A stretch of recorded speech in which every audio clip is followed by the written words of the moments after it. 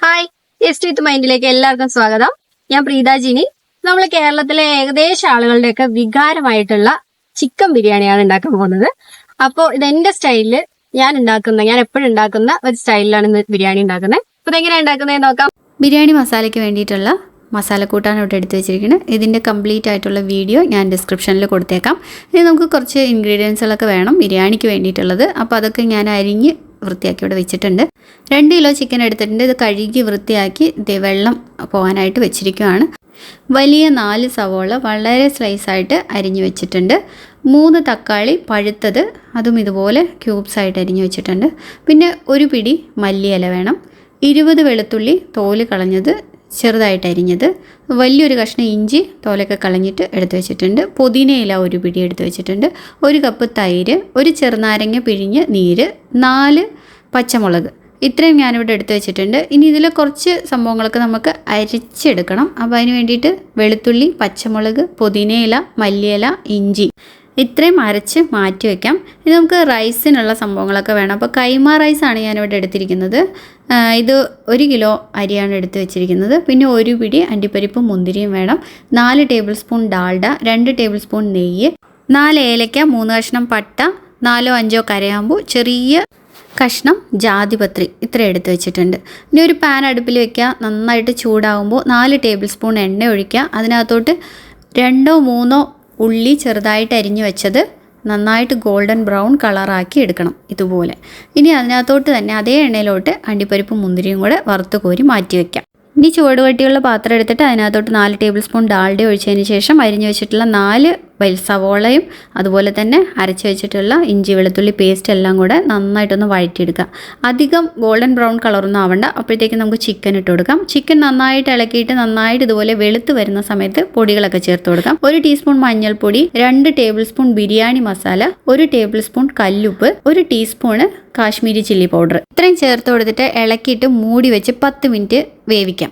10 minute കഴിഞ്ഞതിന് ശേഷം നമുക്ക് തക്കാളി എടുക്കാം. നന്നായി വെന്തതിന് ശേഷം മാത്രം തക്കാളി ഇട്ട് കൊടുക്കാവൂ. തക്കാളിയും പുതിനയിലയും മല്ലിയിലയും കൂടി ഇട്ട് കൊടുത്തിട്ട് നന്നായിട്ടൊന്ന് ഇളക്കിയെടുക്കാം. ചിക്കൻ ഏകദേശം വെന്തിരിക്കണ ഈ പരുവത്തിൽ നമുക്ക് എടുത്ത് വെച്ചിട്ടുണ്ടായിരുന്ന തൈരും അതുപോലെ നാരങ്ങാനീരും ചേർത്ത് കൊടുക്കാം.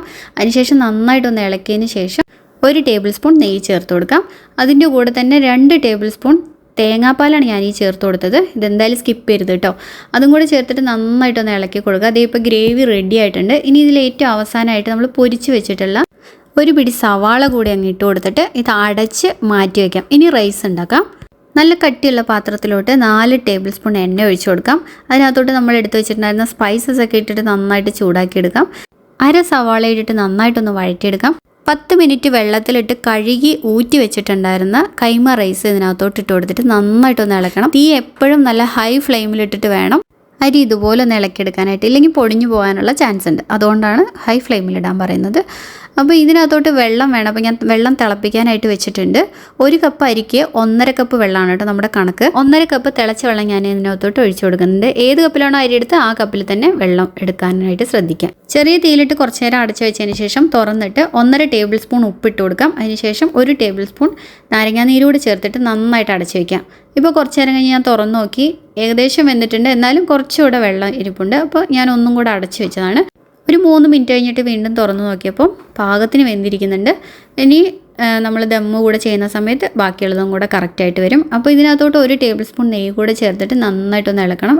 ഇളക്കാനായിട്ട് തടിത്തവി തന്നെ യൂസ് ചെയ്യാൻ ശ്രദ്ധിക്കുമല്ലോ. അതാകുമ്പോൾ നന്നായിട്ട് ഇങ്ങനെ ഉടഞ്ഞു പോകത്തില്ല. അതുകൊണ്ടാണ് തടിത്തവി തന്നെ യൂസ് ചെയ്യാൻ പറയുന്നത്. ബിരിയാണി നമുക്ക് ദമ്മിടാനായിട്ടൊന്ന് സെറ്റ് ചെയ്ത് വെക്കണം. അപ്പം എടുത്ത് വെച്ചിട്ടുണ്ടായിരുന്ന ഗ്രേവി ഉണ്ടല്ലോ, നല്ല ചൂടോടുകൂടി തന്നെ ഒരു ബിരിയാണി തവയിലോട്ട് ഇതുപോലെ ഇട്ട് കൊടുക്കാം. അപ്പോൾ ഏറ്റവും അടിയിൽ ചിക്കൻ വരുന്ന പോലെയാണ് നമ്മൾ സെറ്റ് ചെയ്യുന്നത്. അപ്പോൾ ഇതുപോലെ എല്ലാ ചിക്കനും ഇങ്ങനെ നിരത്തി ഇട്ട് കൊടുത്തതിന് ശേഷം ഇതിന് മുകളിലായിട്ട് ചോറിട്ട് കൊടുക്കാം. ഒരു പോർഷൻ ചോറിട്ട് കൊടുക്കാം. ഈ ചോറ് നല്ല വൃത്തിക്ക് ഇങ്ങനെ ഒന്ന് അമക്കി ഇതുപോലെ ഒന്ന് ആക്കിയതിന് ശേഷം കുറച്ച് ബിരിയാണി മസാല ഇട്ട് കൊടുക്കാം. പിന്നെ വേണ്ടത് പാലും റോസ് വാട്ടറും കുറച്ച് മഞ്ഞൾപ്പൊടിയും കൂടെ കലക്കിയിട്ട് എടുത്ത് വെച്ചിട്ടുണ്ടായിരുന്ന മിശ്രിതമാണ്. അപ്പോൾ അതാണിത് കളറിന് വേണ്ടിയിട്ട് ഞാൻ യൂസ് ചെയ്യണം. പിന്നെ കുറച്ച് നെയ്യ് ഇതിനകത്തോട്ട് സ്പ്രിങ്കിൾ ചെയ്ത് കൊടുക്കാം.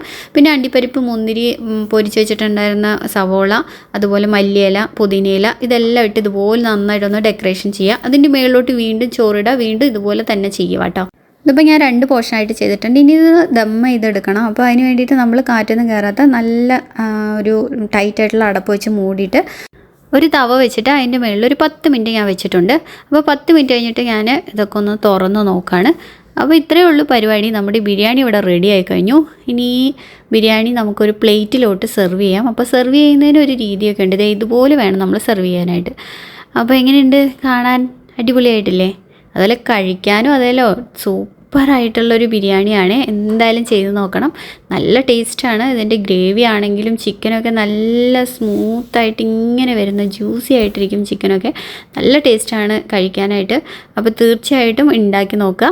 ഉണ്ടാക്കി നോക്കിയിട്ട് അഭിപ്രായം പറയാം. അടുത്ത വീഡിയോയിൽ നമുക്ക് വീണ്ടും കാണാം. അതുവരെ ബൈ ടാറ്റാ. ഞാനിത് കഴിക്കട്ടെ.